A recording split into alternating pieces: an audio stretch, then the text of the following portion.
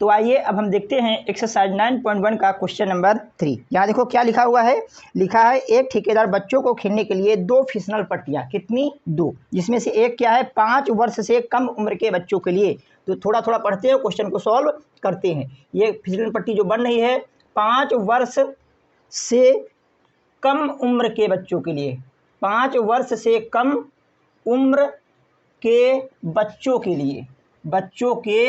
लिए। तो देखो यहाँ कैसे ये बनेगा, ठीक है। अब आगे पढ़ के देखो क्या लिखा हुआ है। एक ऐसी 5 वर्ष से कम उम्र के बच्चों के लिए बनाई जाती है जिसका जो शिखर है 1.5 मीटर ऊंचाई पर हो। जिसका शिखर, यहाँ पर सबसे पहले धरातल बनाएंगे। ये अपना धरातल है, ठीक है। अब ये धरातल से कितनी ऊंची पर है, ऊंचाई पर इसका शिखर, ये पाद बिंदु है, ये अपनी ऊंचाई है। ये ऊंचाई कितनी है 1.5 मीटर। कितना है 1.5 मीटर। भूमि के साथ 30 अंश का झुकाव हो। ये भूमि के अंश के साथ इसका झुकाव कितना है, शिखर का जो झुकाव है कितना हुआ है 30 डिग्री। कितना है 30 डिग्री, ठीक है। जबकि इससे अधिक उम्र के बच्चों के लिए एक और फिसलन पट्टी है, यहाँ पर बनाते हैं। इससे अधिक 5 वर्ष से कम है तो यहाँ 5 वर्ष से अधिक होगा। 5 वर्ष से अधिक उम्र के बच्चों के लिए, अधिक उम्र के बच्चों के लिए देखो क्या करता है बच्चों के लिए, ठीक है। बच्चों के लिए लिखा है वह 3 मीटर की ऊंचाई पर एक अधिक डाल। ऊंचाई इस बार कितनी है, इस बार ऊंचाई जो है 3 मीटर है। यहाँ पर कितना है 1.5 मीटर, यहाँ पर 3 मीटर है, मतलब इससे 2 गुनी ऊंचाई है। और यहाँ बता रहा है जो एंगल, मतलब ये झुकाव है इसका कम था, इसका ज़्यादा झुकाव है। और ज़्यादा झुकाव कितना बोल रहा है, कितने डिग्री का। क्वेश्चन में देखो, जो भूमि के साथ 60 अंश का कोण बनाता है। इसका जो शिखर है झुकाव पर कितने अंश का कोण बनाता है 60 डिग्री का बनाता है। प्रत्येक स्थिति में फिसलन पट्टी की लंबाई क्या होगी। हमें फिसलन पट्टी की लंबाई निकालना है। ये है अपनी फिसलन पट्टी, इसी से बच्चे क्या करते हैं फिसलते हैं खेलने के लिए। तो इसकी लंबाई निकालना है। तो इसकी लंबाई हम मान लेते हैं L1। जब ये मीटर में है तो इसको भी क्या लिख देंगे मीटर।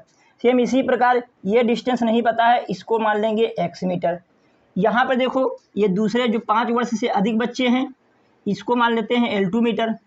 इस फिसलन पट्टी की लंबाई वो यहाँ से ये दूरी, इसको क्या कर लेते हैं, इसको x1 कर लेते हैं, यहाँ पर x2 ये मीटर हो गया।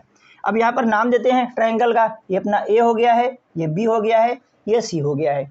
इसी प्रकार यहाँ पर देख लो, इसको P मान लेते हैं, इसको Q मान लेते हैं, इसको R मान लेते हैं। अब एक पहले इस स्थिति को सॉल्व करेंगे, उसके बाद इसको हम सॉल्व करेंगे। ये अपना 90 डिग्री है, ठीक है, ये अपना 90 डिग्री है। तो यहाँ देखो सॉल्व करते हैं।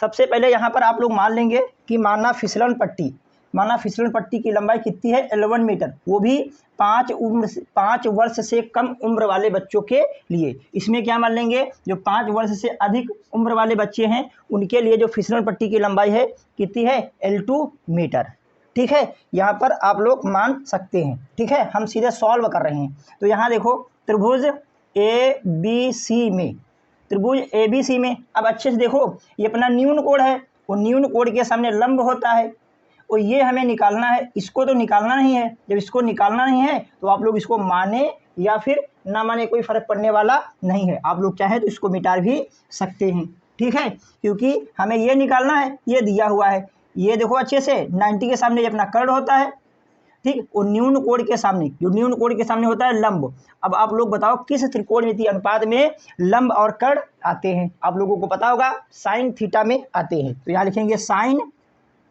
थीटा, न्यून कोण कितना है 30 डिग्री, साइन थीटा बराबर लंब बटे कर्ण। क्या होता है लंब बटे कर्ण, लंब कितना है 1.5, कितना है 1.5, कर्ण कितना है L1, कर्ण कितना है L1। अब क्या करेंगे, इसका मान रख देंगे।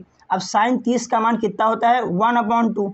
इसी प्रकार यहाँ 1.5 अपॉन ये L1, क्रॉस मल्टीप्लाई कर देंगे और अपना आंसर आ जाएगा। देखो इस साइड करते हैं, इस साइड यहाँ पे करके देखो, ये L1 इंटू 1.5 इंटू 2, तो अपना L1 बराबर आ गया है ये 15 दूना 30, एक पॉइंट का 0 लगा देंगे, तो मतलब कि 3.0 तो L1 बराबर आ गया 3 मीटर। कितना आ गया है? 3 मीटर।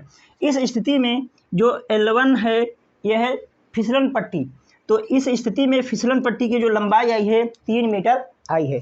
अब इसको हम सॉल्व करेंगे।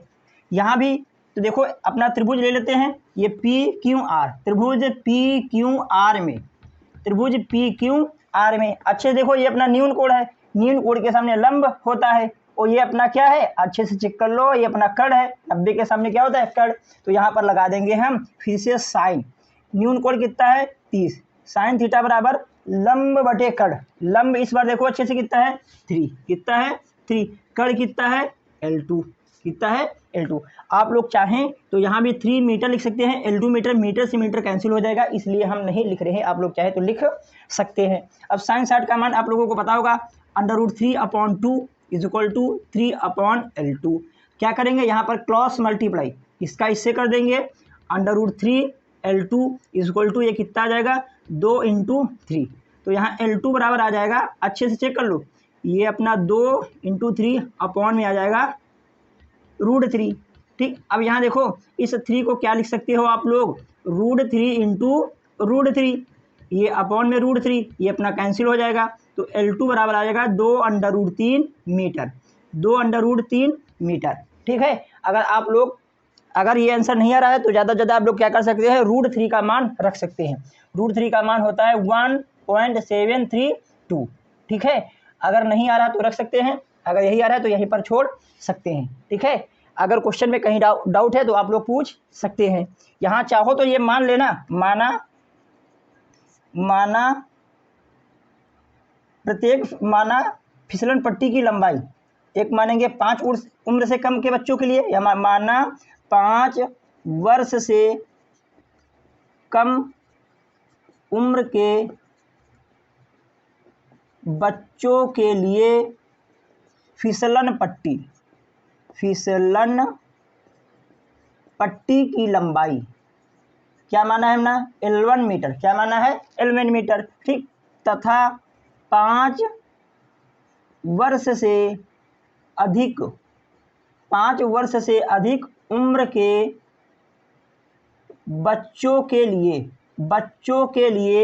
फिसलन पट्टी, क्या मानेंगे फिसलन पट्टी की लंबाई क्या माना है हमने L2 मीटर, ऐसे आप लिख सकते हैं। ठीक है, अगर क्वेश्चन में कहीं डाउट है तो आप लोग कृपया कमेंट करके पूछ सकते हैं, इसको नोट करें, फिर हम अगला क्वेश्चन सॉल्व करते हैं।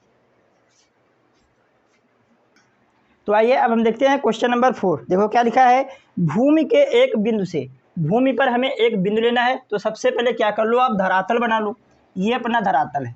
ठीक है, इस पर एक बिंदु लेना है, आप लोग चाहे तो इस साइड ले लो या फिर इस साइड ले लो, कोई फर्क पड़ने वाला नहीं है। ये हमने एक बिंदु ले लिया है जो मीनार के पाद बिंदु से 30 मीटर दूर है। ये जो बिंदु है मीनार के पाद बिंदु से 30 मीटर दूर है, धरातल पर ही मीनार होगी। मीनार आप लोग चाहे इस साइड बना दो या फिर उस साइड बना दो, तो यहाँ पर हम एक मीनार बना रहे हैं, ये अपनी मीनार है।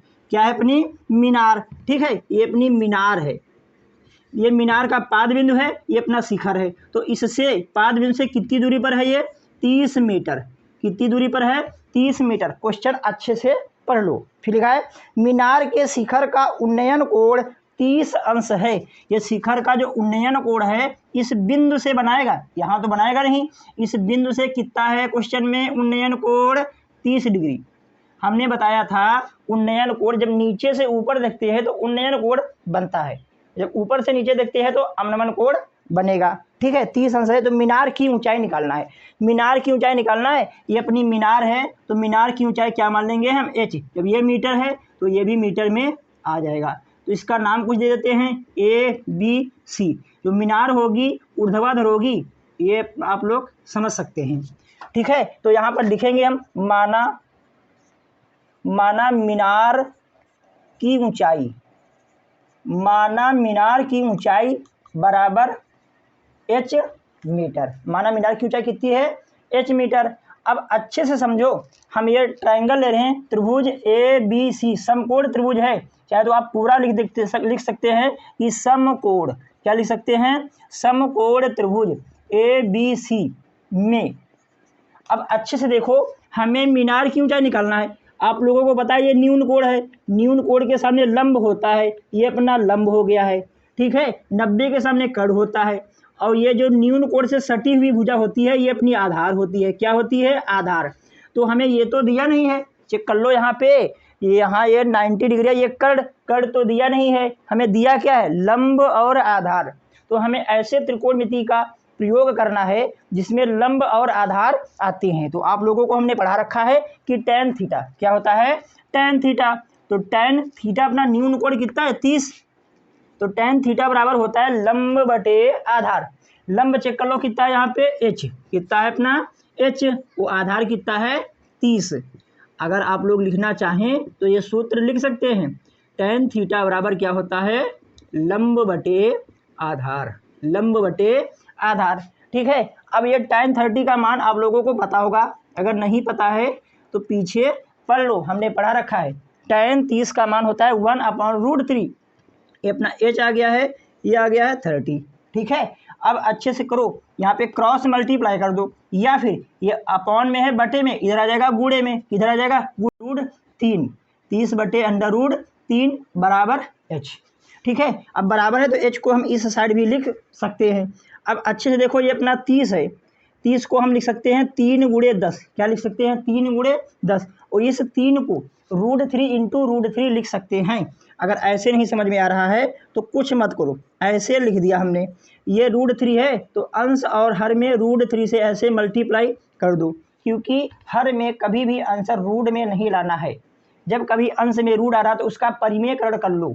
कक्षा क्लास 9th में आप लोगों ने पढ़ रखा होगा। ये 30/√3 अपॉन में ये 3 √3 का, जब √3 का मल्टीप्लाई करते हैं तो कितना आता है? 3। ये 3 दहमा 30, तो h बराबर आ गया है 10/√3। ये हो गई है मीनार की ऊंचाई मीटर में, ठीक। अगर ये नहीं समझ में आया कैसे किया है तो ऐसे देख लो, ये 30/√3 था, तो इसको आप लोग ऐसे भी लिख सकते हैं, 3 × 10 अपॉन में √3।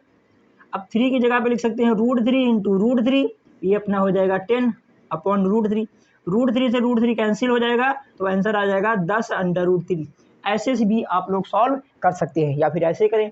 एच हमने माना क्या था? मीनार की ऊंचाई। तो लास्ट में चाहें तो ऐसे लिख सकते हैं, क्या लिख सकते हैं? अतः मीनार की ऊंचाई, मीनार की ऊंचाई, जो मीनार की ऊंचाई है, मीनार की ऊंचाई h है, h का मान कितना आया है? 10√3, तो हो जाएगा 10/√3 मीटर। ये अपना आंसर, ठीक है। आप लोग इसको कॉपी कर ले, फिर हम अगले क्वेश्चन को सॉल्व करते हैं। तो आइए अब हम देखते हैं क्वेश्चन नंबर 5। देखो क्या लिखा है, भूमि से 60 मीटर की ऊंचाई पर एक पतंग उड़ रही है। तो भूमि पहले मतलब कि धरातल बनाते हैं, इस साइड बनाते हैं, ये अपना धरातल है, ठीक है। धरातल से 60 मीटर ऊंचाई पर एक पतंग उड़ रही है। मान लिया कि ये अपनी पतंग है, क्या है? अपनी पतंग। ये धरातल से कितनी ऊंचाई पर है? 60 मीटर। कितनी ऊंचाई पर है? 60 मीटर। तो अगर ये ऊंचाई देख ले यहाँ से, धरातल से लंबवत दूरी सीधी सीधी, तो ये कितना है? 60 मीटर। कितना है? 60 मीटर। चेक कर लो यहाँ क्वेश्चन में क्या लिखा है, भूमि से 60 मीटर की ऊंचाई पर एक पतंग उड़ रही। ये अपनी धरातल मतलब भूमि है, इससे 60 मीटर ऊंचाई पर क्या उड़ रही है? पतंग। कितनी ऊंचाई पर? 60 मीटर। आगे देखो क्या लिखा है, पतंग में लगी डोर को अस्थायी रूप से भूमि के एक बिंदु से बांध दिया गया है। इसे डोरी से, इसमें ये डोरी लगी हुई है, इसे ये डोरी लगी हुई है, ये डोरी अपनी है, ठीक है। ये डोरी है ये वाली, इसको यहाँ पर भूमि पर बांध दिया गया अस्थायी रूप से। कैसे बांध दिया गया है? अस्थायी रूप से, ठीक है। आगे लिखा है, भूमि के साथ डोरी का जो झुकाव है, ये भूमि के साथ जो डोरी का झुकाव है कितना है? 60 डिग्री है। आगे देखो क्या लिखा है, यह मानकर कि डोरी में कोई ढील नहीं है। मतलब कि डोरी जो है बिल्कुल टाइट है, उसमें कोई ढील नहीं है। डोरी की लंबाई निकालना है। क्या निकालना है? डोरी की लंबाई। ये अपनी डोरी है, इसकी लंबाई मान लेते हैं हम L। क्या मान लेते हैं? L। फिर से क्वेश्चन में देख लो, लिखा है एक भूमि से 60 मीटर ऊंचाई पर क्या उड़ रही है? पतंग। क्या उड़ रही है? पतंग। तो जो ऊंचाई है ऊर्ध्वाधर मापेंगे। कैसे नापेंगे? ऊर्ध्वाधर। इसलिए सीधी सीधी लंबाई कितनी है इसकी? 60। फिर ये पतंग की जो डोरी है भूमि से अस्थायी रूप से बांध दी, अस्थायी रूप से। यह मानकर कि डोरी में कोई ढील नहीं है। ये जो डोरी है भूमि के साथ 60 अंश का उन्नयन कोण बनाती है। ठीक है, अब यहाँ देखो त्रिभुज का नाम दे देते हैं। ये अपना ए हो गया है, ये बी है, ये सी है। हमने ऊर्ध्वाधर लंबाई ली थी तो ये अपना 90 अंश का कोण है। तो यहाँ मान लेंगे माना डोरी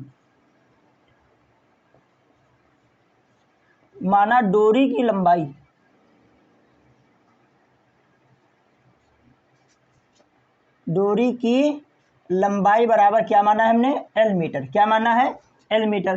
ठीक है, अब यहाँ लिखेंगे त्रिभुज ए बी सी में आप लोग यहाँ लिख सकते हैं समकोण त्रिभुज। क्या लिख सकते हैं, समकोण त्रिभुज। तो यहाँ देखो चेक कर लो, यहाँ ये न्यून कोण है, न्यून के सामने ये लंब होता है, न्यून कोण के सामने क्या होता है, लंब, और 90 के सामने क्या होता है, कर्ण। लंब और कर्ण किसमें आता है, तो आप लोगों को हमने पढ़ा रखा है साइन थीटा। साइन थीटा बराबर होता है लंब बटे कर्ण। क्या होता है, लंब बटे कर्ण। तो यहाँ लगेगा साइन थीटा।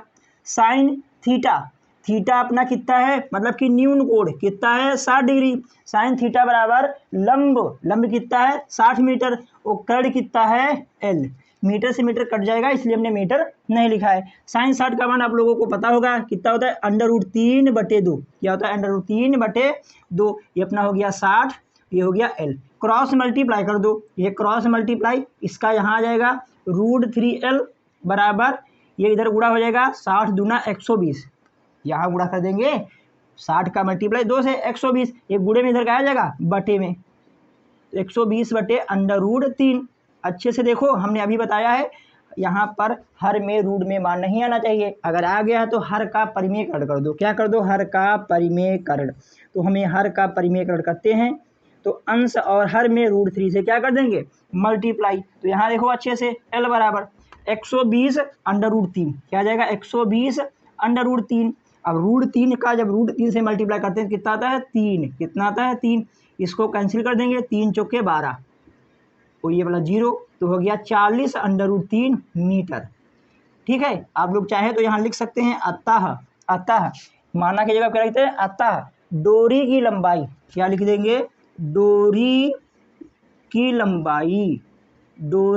लंबाई बराबर कितना है, एल है। एल का मान कितना है, 40/√3। 40/√3 मीटर। ये अपना आंसर हो चुका है। आप लोग इसको कॉपी करें, फिर हम अगले क्वेश्चन को नेक्स्ट वीडियो में सॉल्व करेंगे।